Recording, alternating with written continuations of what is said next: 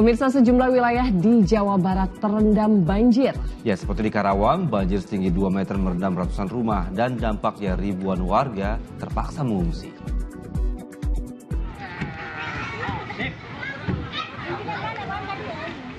Dengan menggunakan perahu karet, tim SAR gabungan Sabtu siang mengevakuasi warga yang terjebak banjir di kawasan Karangligar, Karawang, Jawa Barat. Hujan deras menyebabkan debit air Sungai Citarum dan Sungai Cibeet terus meningkat.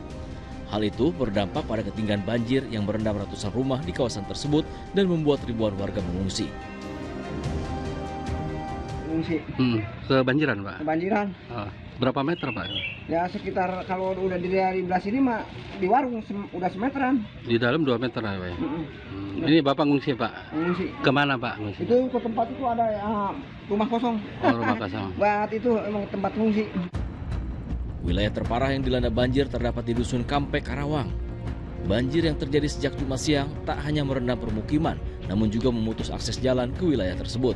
Tinggian saat ini sekitar 2 meteran di RT 03. Warga sudah semua, Pak, evakuasi, Pak? Untuk di RT 2, 3 itu udah total semua kita evac. Itu sudah di depan rumah bidan desa dan rumah-rumah warga yang di RT 4 di pinggiran jalan. Untuk jalan desa sendiri ini udah terendam dan tidak bisa dilintasi kendaraan roda 4 maupun roda 2 ya, yang mengarah ke desa Parungsari. Sementara, permukiman di Kecamatan Legon Kulon dan Kecamatan Belanakan, Subang, Jawa Barat, Sabtu siang masih terendam banjir. Lokasi pelelangan ikan hingga jalan antar kampung juga diterjang banjir yang diakibatkan air laut pasang serta kiriman dari wilayah hulu sungai di Subang Selatan. Akibatnya, aktivitas warga terganggu. Kendati demikian, sebagian besar warga bertahan di rumah mereka menunggu banjir surut. Banjir rob menyebabkan ratusan rumah di bantaran Sungai Citarum di Kecamatan Muara Gembong, Kabupaten Bekasi, Sabtu siang masih terendam banjir. Ketinggian air berkisar dari 60 cm hingga mencapai 1 meter. Kendati sudah 5 hari dari kondisi terendam banjir, warga masih bertahan di rumah masing-masing. Bencana banjir mengakibatkan 15.000 jiwa terdampak yang tersebar di 4 desa. Tim Liputan melaporkan. Masih terkait banjirop, pemirsa, banjirop di pesisir utara Jakarta juga masih terus merendam permukiman. Ya, di kawasan Pademangan, Jakarta Utara, air laut merendam akses jalan dan kawasan pelabuhan Sunda Kelapa.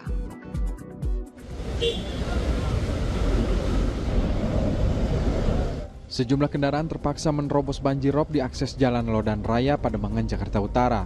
Sabtu siang, akses jalan di sekitar pelabuhan Sunda Kelapa terendam air dengan ketinggian sekitar 40 cm. Tak hanya akses jalan, air pasang laut juga merendam sejumlah titik di kawasan pelabuhan Sunda Kelapa. Warga yang melintas alami mati mesin motor. Biasa mati. Melintasin genangan air atau gimana? Banjir dalam ya? Iya, dalam. Di dalam berapa tinggi ya paling dalam, Pak? Segini nih, 70 meteran lah, 70 cm. Hampir 1 meter atau gimana? 70 meter. Itu nggak bisa dilalui sama motor ya, Pak ya? Bisa. Banjirop juga menggenangi rumah serta toko yang berada di kawasan Jalan Lodan Raya. Di dalam rumah, air pasang laut mencapai ketinggian lebih dari 20 cm. Meski banjir telah terjadi dalam 3 hari terakhir, kondisi Sabtu siang menjadi yang terparah. Paling parah? Yang kemarin masuk sampai mata kaki. Ini penuh banget ini. Berarti ini yang paling parah, Bu? Ya, mungkin ini puncaknya kali. Ini perabotan habis dong, apa gimana? Nggak tahu, itu kulkas pada tiduran. Nggak sempat diselamatin apa gimana? Ya, itu pada ngambang, Pak.